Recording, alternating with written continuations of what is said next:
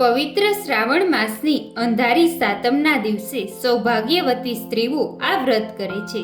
સ્ત્રીએ સૂર્યોદય પહેલા સ્નાનાદિથી પરવારવું, ઠંડા પાણીથી સ્નાન કરવું અને આખો દિવસ ઠંડુ ખાવું. આ દિવસે ચૂલો સળગાવવો નહીં. ચૂલો સળગાવનાર પર શીતળા માતા કોપાયમાન થાય છે. ત્યારબાદ ઘીનો દીવો કરી શીતળા માતાની વાર્તા કહેવી અથવા સાંભળવી. આ વ્રત કરનાર સ્ત્રી પરમ સૌભાગ્યને પામે છે. ધન ધાન્ય અને સંતાન સમૃદ્ધિની પ્રાપ્તિ થાય છે. મિત્રો, આજના વિડીયોમાં આપણે શીતળા સાતમના વ્રતની વાર્તા વિશે વાત કરવાના છીએ. તો વિડીયો અંત સુધી જુઓ અને જો તમે અમારી ચેનલમાં નવા હોય તો ચેનલને સબસ્ક્રાઇબ કરી બેલ આઇકન દબાવી દેજો, જેથી આવનારા બધા જ વિડીયોની અપડેટ મળતી રહે. ઈશ્વરનગર નામે એક ગામમાં એક ડોસી અને તેની દીકરાની બે વહુઓ રહેતી હતી. મોટી વહુ જરા જબરી, કજિયાખોર અને ઈર્ષાથી ભરેલી હતી. વાત વાતમાં વાકું પાડતી, જ્યારે નાની વહુ ઘણી ભલી અને ભોલી, પાડકાના દુઃખે દુઃખી થનારી હતી. પવિત્ર શ્રાવણ માસ આવ્યો. રાંધણ છઠના દિવસે નાની વહુ રસોડે રાંધવા બેઠી. મોડે રાત સુધી રાંધતી રહી. પછી ચૂલો ઠારવાનો વિચાર કરતી હતી ત્યાં પારણે પોઢેલ એક નાનો છોકરો રડવા લાગ્યો. તેની સાથે કામ પડતા મૂકીને નાની વહુએ છોકરાને ખોળે લીધો અને જરા આડે પડખે થઈ. દિવસ આખાનો થાક હોવાથી જરાક આંખ મળી ગઈ અને ચૂલો ઠારવાનો રહી ગયો. અડધી રાતે શીતળા માતા ઘેર ઘેર ફરવા નીકળ્યા. ફરતા ફરતા નાની વહુના ઘેર આવ્યા. ચૂલામાં આડોટવા લાગ્યા. ત્યાં તો શરીરે ઠંડક વળવાના બદલે કાળી લાઈ લાગી. શીતળા માતા દાજી ગયા. આથી માને ક્રોધ વ્યાપી ગયો અને તરત જ નાની વહુને શ્રાપ આપ્યો કે હે મૂર્ખ સ્ત્રી, જેમ મારું શરીર બળ્યું તેમ તારું પેટ બળજો. એ નાની વહુ સવારે ઉઠી. ચૂલા તરફ નજર કરી તો ચૂલો સળગતો હતો અને પડખામાં સૂતેલો છોકરો બળીને ફળથું થઈ ગયું હતું. નાની વહુની આંખમાંથી શ્રાવણ ભાદરવો વરસવા લાગ્યો. એ જાણી ગઈ કે જરૂર પોતે શીતળા માતાના દોષમાં આવી છે. માતાએ શ્રાપ આપ્યો છે એ તો રડતી રડતી સાસુ પાસે ગઈ. બધી વાત કરી. સાસુએ ગળગળા અવાજે આશ્વાસન આપતા કહ્યું, વહુ ધીરજ ધર, શીતળા માતા પાસે જઈને તારા છોકરાનું જીવન માંગજે. મા તો દયાળુ છે, તારા પર જરૂર કૃપા કરશે. નાની વહુ સાસુના આશીર્વાદ લઈને છોકરાને સુંડલામાં નાખી શીતળા માતાની શોધમાં નીકળી. વનના વગડા વીંધતી જાય છે. શીતળા માતાનું રટણ કરતી જાય છે. તેને રસ્તામાં બે તલાવડી આવી. બંનેના પાણી ભળેલા હતા. બંને છલોછલ હતા. કાંઠે બેઠેલા પક્ષી પણ કોઈ પાણી પીતા ન હતા.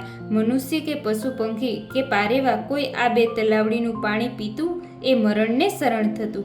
નાની વહુએ સુડલો લઈને જતી જોઈને તલાવડી બોલી, બાય રે બાય, ક્યાં હાલી? નાની વહુએ શીતળા માતાના કોપની વાત કરી અને માની કૃપા મેળવવા જાઉં છું એમ બોલી. ત્યારે તલાવડી બોલી, બહેન, અમારું દુઃખ પણ એક કામ કરજે. અમારે તે એવા તે શે પાપ કર્યા છે કે કોઈ અમારું પાણી પીવે તો મૃત્યુ પામે છે. માં મળે તો અમારા દુઃખનું પણ નિવારણ તું પૂછતી આવજે. ત્યારે નાની વહુએ હા પાડી અને આગળ વધી. રસ્તામાં બે લડતા આખલા મળ્યા. બંનેની ડોકે ઘંટીના પડ બાંધેલા હતા. નાની વહુને જોઈને પૂછ્યું, વહુ રે વહુ, ક્યાં હાલી? નાની વહુએ શીતળા માતાના કોપની વાત કરી. ત્યારે આખલા બોલ્યા, અમારું એક કામ કરજે, અમે સદાય લડ્યા જ કરીએ છીએ. અમારા પાપનું નિવારણ પૂછજે. નાની વહુએ હા પાડી અને આગળ વધી. થોડેક આગળ ચાલી ત્યાં બોરડીના ઝાડ નીચે એક ડોસી દેવાટુ જેવા વાળ લઈને બેઠી ખંજવાળતી જોતી. વહુને જોઈને ડોસી બોલી, બાય રે બાય, આમ તે ક્યાં હાફડી ફાફડી હાલી?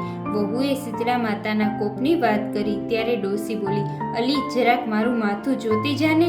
નાની વહુને ઉતાવળ હતી પણ એ દયાળુ હતી. મરેલા છોકલાને ડોસીના ખોળામાં મૂકી એ તો બેઠી જૂ વીણવા. થોડી વાળે ખંજવાળ મટી ગઈ. ડોસીએ આશીર્વાદ દીધા, જેવું મારું માથું ધડ્યું તેવું તારું પેટ ઠરજો. ને એટલામાં તો ચમત્કાર થયો. ડોસીના ખોળામાં પડેલો મરેલ છોકરો હાથ પગ ઉછાળી કિલકારી કરવા લાગ્યો. નાની વહુ તો તરત જ જાણી ગઈ કે આ જ શીતળામાં છે. એમના પગમાં ઢળી પડી અને બોલી, માં, મને માફ કરી દો. મેં તો તમારું શરીર બાળ્યું, પરંતુ તમે મારું પેટ ઠાર્યું છે. તમને મારા લાખ લાખ વંદન. પછી તલાવડીના કષ્ટનું નિવારણ પૂછતા શીતળા માતા બોલ્યા, પરભરમાં એ બંને શોક્ય હતી. દી ઉગ્યાથી દી આથમ્યા સુધી લડ્યા કરે. કોઈને છાશ પાણી આપે નહીં, એટલે આ જન્મે એનું કોઈ પાણી પીતું નથી. પરંતુ તું ખોબો ભરીને પાણી પીજે, એમના પાપો દૂર થશે.